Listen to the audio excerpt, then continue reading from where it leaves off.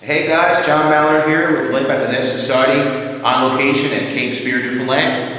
We're here to do a little investigation tonight. I believe it's February 16th today, 2013, and it's just a little bit after 10 o'clock at night.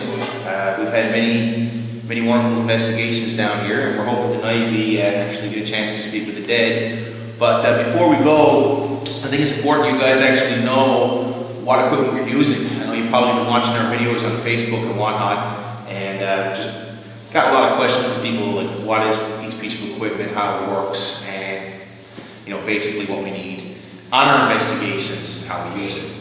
So I'm actually got all my gear set up here for you guys to look, because we're actually pre-investigation right now, which is pretty exciting.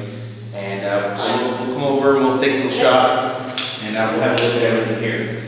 So our first piece of equipment we got here right now is a digital laser thermometer. This is used, of course, to measure temperature all across the room, no matter where you're to. The idea with this is to be used in two ways. Temperature stamp of the room before your investigation, so you have an idea if you come across any cold spots, what the temperature was before that cold spot became. A great example, in one of our late recent investigations, we actually had a spirit manifest using the thermometer. We pointed the thermometer at one place, and we asked it to drop the temperature and draw energy from that area, and it actually dropped 5 degrees. So it was pretty cool, and you'll see that new evidence real soon. Great little toy to have. Don't point at your eyes; you can blind yourself, and it's wonderful.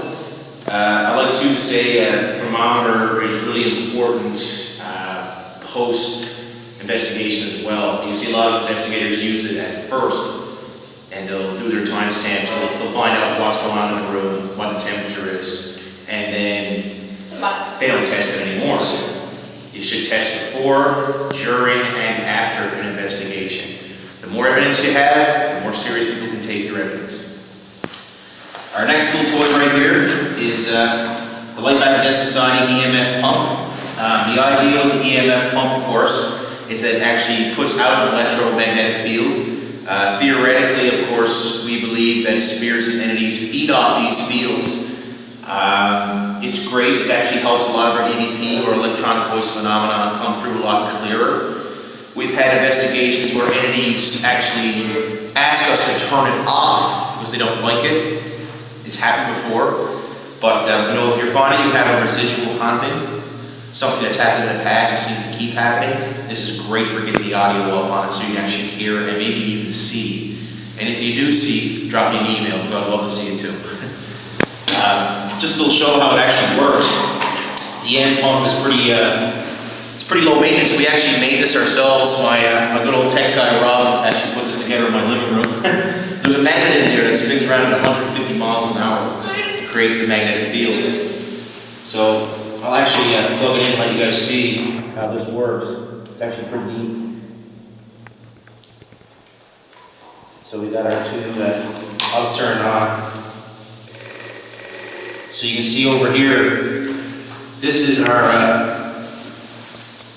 EMF meter, our K2 meter. You can see it light up because now we have our electromagnetic phenomenon, our EMF pump actually working. When we turn it off, it goes back down to green, right? Very important that you don't use this during your investigation. If you see someone using an EM pump during the investigation, they're pretty much going to ruin any evidence they can get. EM can interfere with a lot of things. Anything electronical, as well as anything human as well. This thing can actually give you headaches, nausea, hallucinations, so you got to use this thing properly. If you ever buy one of these or put one together yourself, put it in the room before the investigation. Let it go for 20 minutes, come in, turn it off, put it away. Don't ever let it go during an investigation, not a good idea. It could ruin your evidence. Good old K2 meter. I think pretty much anybody who's a paranormal fan will know what this is. Electromagnetic field detector. We use it to sweep a house or an area that we may be actually investigating. The idea is that if a spirit is there, it's energy, this will pick it up. It's also a communication tool. We've often used it during investigation to speak to a spirit. For instance, if you're really there, can you light this up orange, and it will actually light up orange, right? Very rarely do you something manifest with this, I consider it the holy grail to have someone speak with you. If they communicate you with this, you should definitely get it on video. No one's going to believe you.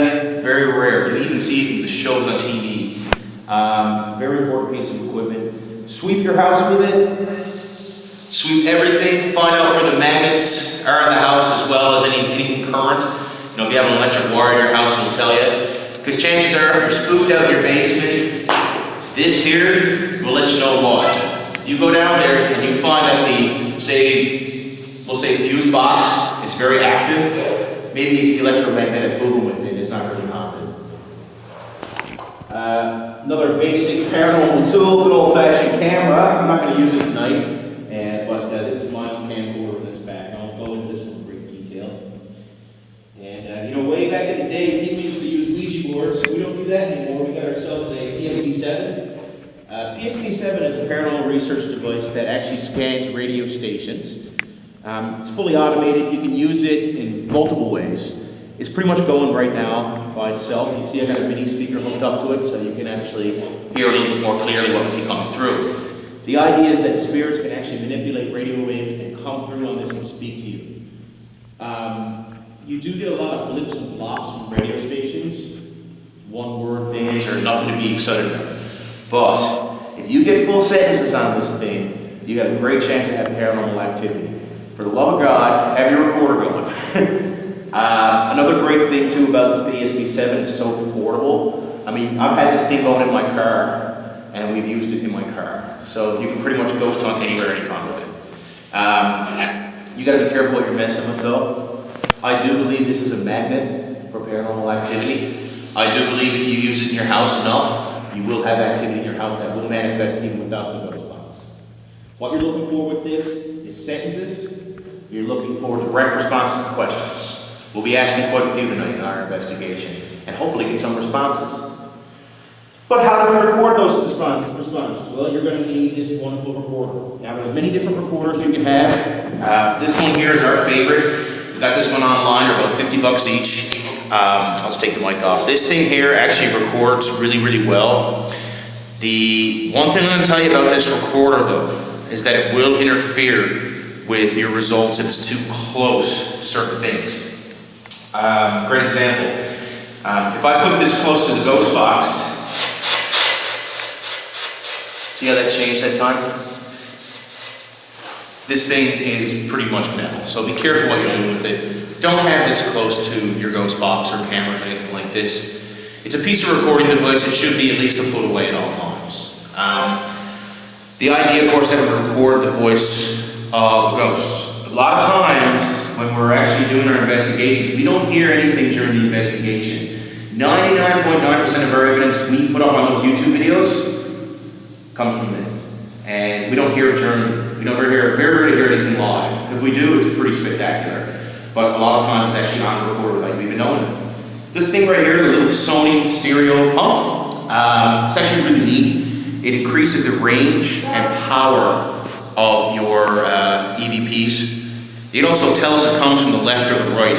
Really, really cool when you put this in Audacity, and I can tell you exactly what room that EVP came from. There's also another investigation tool, because the last thing you want to do is have a recorder up in a big room and not know what part of that room the voice or bang or crack actually came from. Because if you ever want to go back and investigate again, you want to focus just on that one point, okay? So this is a real cool piece of equipment. If you don't have a recorder and you're a paranormal investigator, don't even bother going out. You need one. Very, very important. And of course, our basic, just a basic digital camera. You know, this one here is a cheap one, but we actually got a pretty good one right now that my friend Gerald here is filming with. Pictures are important. Very rarely do you actually have a phenomenon that manifests enough that you can take it with a picture. What I would say is this. If you get the opportunity to take many pictures during the investigation, you might be shocked. Sometimes people get orbs. Once again, most of the time it's just dust, but there have been a lot of examples I've seen. In fact, we've got one on our YouTube videos before of an actual orb, which was pretty real. It's nice to have that camera take many pictures during an investigation, especially if you're doing a question period. One person's asking questions, the next person is probably rolling the camera, and another person's probably snapping some photos. It's just some other pieces of credible evidence. Out of the 20 investigations we've done, we've captured probably 2 or 3 pieces of actual photo evidence. It's very rare, very rare. So if you do get actual chance to capture something, make sure you kind of document what piece of equipment you're using, what time of day it was, so you can eliminate anything that may have caused it. I don't want to debunk it. Pictures are so rare. If you do have any, and you've managed to capture pictures, document them, copy them, make sure you don't lose them. Very, very important. One of the only pictures we ever caught was actually here at Cape Spear. And the Cape Spear Spectre is what we decided to call them. So we wouldn't be able to do that without a camera. Anyhow, hope you guys learned a thing or two about our gear. Once again, I'm John Mallard with the Life After Death Society, and my faithful cameraman, Joe Button, is here by my side. We're going to go ahead with our investigation now, and hope to see you guys around soon. Keep watching our videos, and thanks for being here. Take care.